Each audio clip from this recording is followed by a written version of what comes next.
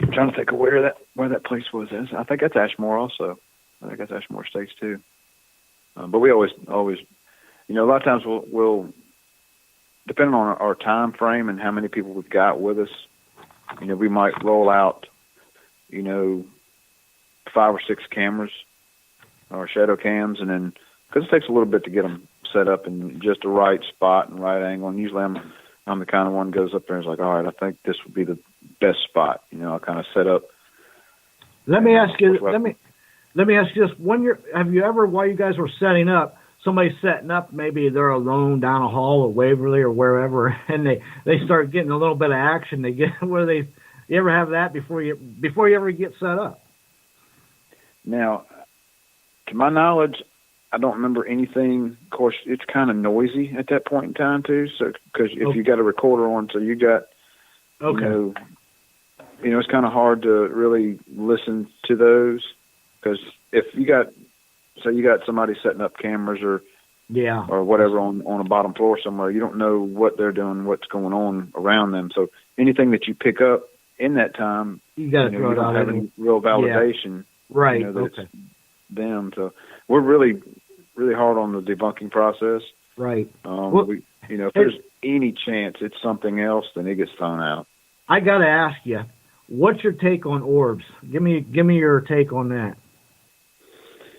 Oh man, that's a touchy subject with a lot of people, especially if they're warm and fuzzy. but anyway, I know what you're talking about. Yeah. Anyway, give us your take on that.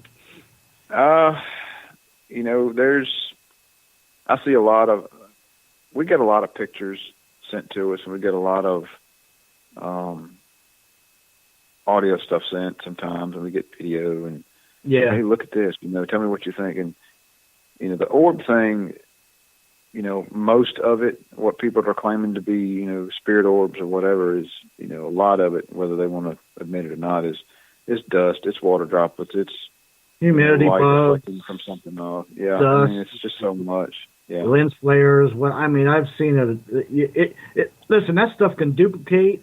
Unbelievable. Now, the stuff you see with your own naked eyes, that is an anomaly or an orb that you can see, right, and it's wavering. Right, that's the real deal stuff. But here's the thing: when people send that stuff in, and they do it to me too, you really don't. They're the ones there. They know. Did you see it, or did you catch it afterward on film? It's kind of frustrating. It's like, well, you were there. You know best. And that's kind of the direction I take with everybody. Even when I see the stuff on social media and stuff like that, oh, look at this. You see it all the time. It's like, and you got people on there that'll sit there and start talking negative to, whatever evidence they're looking at that's not theirs. And like, Donald, let me tell you something. I can go outside. I can go outside here when it's 24 below like it was. Take one of them bubble things, the kids got. You pull the thing out and you blow a bubble. It will freeze and it will waver. And I am telling you, it looks like a real deal orb. So, you just don't, unless you're seeing it with your own eyes. I'm telling you, I could put that out there and you would think that was a real orb and film it, and it was just a frozen bubble. So, yeah. Yeah, I've seen a video of a guy doing that the other day, and it was like the humidity, I guess, from the air, the breath was inside. Yeah. Inside the bubble, so it made it solid almost, or transparent. Yep. But yeah, I know what you're talking about. But it's like other people's evidence. I'm not one to sit there and say, well, no, that's not paranormal. This is this or that. I wasn't there. I wasn't there when you were videoing or when you were listening or recording audio. I wasn't there when you were taking your pictures. You're the only one that can tell, yourself if this is, paranormal or it's explainable. And it's like, when we do our debunking process, there's a lot of stuff. There's some EVPs that we've caught from the funeral home that it's so low that you can't tell what it's saying. It's like, I'm not even going to, entertain the idea that it's paranormal because I can't tell, at all what it is. Yeah, and just throw it out. But I got you. Yeah, I got you. When you get stuff like Waverly, we got that little girl's voice. It's like, I know there wasn't a little girl in our group. No, and that had an echo to it too. I'll tell you, it really did. And it's like the funeral home when we did the first investigation there. I'm sitting there, getting stuff, and we actually me and Kyle went upstairs, and we had what's called the casket room. And we went upstairs, and Doyle had left to go get something to eat, I believe, brought some pizzas back. And he, because he knew it was going to be a long night. Right. So we went up there, and we had 2 REM pods. We had a REM pod sitting on the big table up there, and then there was one that I'd put on a chair over close to where we thought reports of they've heard walking from downstairs. And so I set it over there, and it was like way away from us. And then we had some other devices like the K2, maybe the Ovilus. I'm not sure what all else we had up there. A bunch of little gadgets. And, of course, we had recorders. We had 2 or 3 recorders up there on the table. And a video recorder going as well. And because we went kind of, we got it set up in there now to where we've got our old school system, which is what we call is basically a 4-channel DVR that we can set up anywhere in there. We can run our cameras and video there, and it runs. I think it records 2 weeks at a time. So I mean, we can go back, tonight and look back 2 weeks ago. And, right. We have that set up in there, and of course we had our regular video night vision stuff going and pointing in the whole area. Me and Kyle went up there and did the EVP session for about 20 minutes, and then we left. And you can hear us on the audio leave, and we're trying to get REM pod hits the whole time we're there, trying to get some communication. Well, took one of the recorders down, and said, "All right, well, we're going to go now, and you can hear us go downstairs. You can hear us shut the door." And it wasn't probably a minute after we went out the door that the REM pod started just going crazy. Oh wow! And nobody or nothing in the room either, right? No, nothing was in the room. And then I'll go downstairs, and there's one of the offices we set up kind of for audio review and stuff. So I got on my laptop and started doing audio review, and we're sitting there listening. And Kyle's down there, and of course Doyle and them show up a little bit later, and I'm sitting there, it's like, oh my God! And I was like, listen to this, and you can hear, and I think it's on our website somewhere, under Old Southern Funeral Home EVPs, and if you go to osfh.net, I believe is what it is. That's the website for the Old Southern Funeral Home. If you go there, there's an evidence page. Just has all the stuff from there, and of course it's got info about booking the place and all that. But for one of the first EVPs we ever caught, we caught this man's voice. It sounded like he's weeping, like sound like he's crying, and he says Trudy. Oh wow! And he calls out the name Trudy, and it's like, it's one of those things. Like, it's not like it was a normal name that somebody would even talk about, even if it was somebody else in the room saying it. When was this? Like Frank or James or John. It's like one of the. When did that happen? I believe that was in October. October? If I'm not mistaken. I was just curious. That's wild. Wow. Yeah, it's like you say. That's not like Jane or Mary or something like that. That's a different name. Let me pull it up here. It was it was in November 24th. Wow. Okay. Interesting. November 24th is when we pulled that one. Okay, yeah, pull that up. Sounds intriguing. And that was in the funeral home, right? Is that what you said? Right. Okay. Right, Old Southern Funeral Home. And I'm going to pull it up now. I think it's .net. Yes. It's OSFH. F as in Frank. Old Southern Funeral Home.net.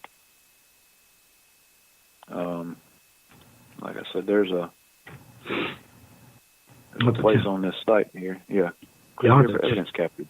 Yeah, I'll have to check that out after, but yeah. Sounds interesting. I believe this might be it right here. Oh, I got it muted. Can't hear nothing when it's muted. It's a little harder. No, that's the walking. Okay, that's the walking that we caught one night. We left the first night we were there. We left recorders and everything going, and we went back the next day. And pulled the recorders off and pull all the stuff off. And you're talking, sure, wow. 13, 14 hours of audio. Yeah, that takes a crew just to go over. Wow. But it's not so bad when there's nothing else there. Yeah. Because the program we're using, Now, I have found stuff that did not appear on the, you got the little graph thing that shows your spikes in the audio. Yeah. We kind of look for that stuff when you're doing your audio. Now, I've seen flatline stuff. I've listened to flatline stuff before, and I've caught EVPs in that flatline stuff. It didn't appear. I can't really I have explain too. That. I don't either. I know what I do. I usually go. I take a run through first and look at the spikes, and then when I get time, I go back and just listen to the whole thing. But yeah, I've come across that same scenario that you just mentioned. That's funny you say that. It's crazy that you get something in an area that there's nothing that the software is actually showing you. Right, and I'm sure you've heard some disembodied voices too in your travels. We call it walking. This was at about 4 o'clock in the morning. I did the time frame on it. It was like, all right, we left here, we got there, and this is the time. It was around 4 o'clock in the morning. You can hear footsteps. Sound like somebody's walking up in the top floor of the casket room, where they've actually heard footsteps before. Wow, somebody was busy. And the weird thing about it is, it sounds like it's on hardwood, and it's completely carpeted upstairs.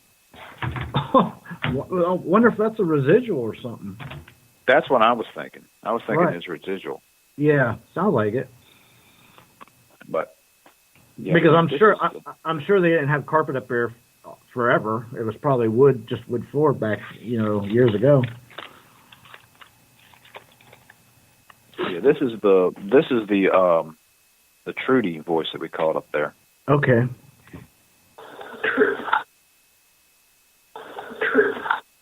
Oh wow.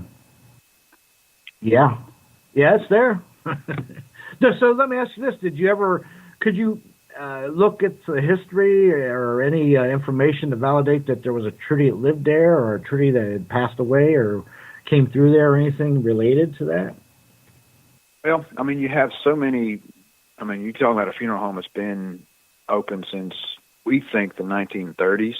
Okay, so that's a lot of years. So it's hard to, and it's, from right. what we understand, it's passed hands 3 times. Original owners, and then the owners before the current owners. Mm-hmm. Now, I do know the second, possibly the first even, and we've been trying to look for the first owners, and all we can find is the second owners. So don't know for sure if there was 3 or just 2. And but at any rate, records weren't very well kept sometime years ago either, so it's hard sometimes. Right. Now, we did find, original blueprints to the place, and then the renovation blueprints. There was some add-ons to the place at one point in time that I didn't even know about. This place has been here for forever. Now I got to ask you, who's going to be the first person on the team to get in the coffin? Well, we don't have a actual casket or coffin, a adult size in there, and it's something we want to try to talk to the owners about, getting a rental or getting somehow or another. We want to get one in there. So when that day, I got to ask, when that day comes, you guys going to draw straws, or just you got somebody picked out already? Oh, I mean, I'll be the first one in there. I thought you'd say that. As far as me in the group, I mean, I'm the guy that goes and tries to find the least likely place to investigate. I'll go under floors. I'll go in crawl spaces, attics. Yeah. I'll go wherever I can get in there. That's what I like. I mean, go places that nobody else even thought about or has capabilities of getting into. Absolutely. Absolutely. I'm the same way. Yeah. Sometimes I've come out of places look like I just worked in a coal mine for 8 hours. Yeah. Now, like Troy is my other right-hand man on that, because me and him, when we first started investigating together, I mean, he was a different group at the time, and we went to Waverly Hills. Not Waverly Hills. We went to Trans-Allegheny up in West Virginia. Yeah, Trans-Allegheny, yeah. I mean, we hit it off really well. And he was just like I was like, let's go. Me and you go find some places that nobody else will go in. And Well, that place has got a lot of. It's got a lot of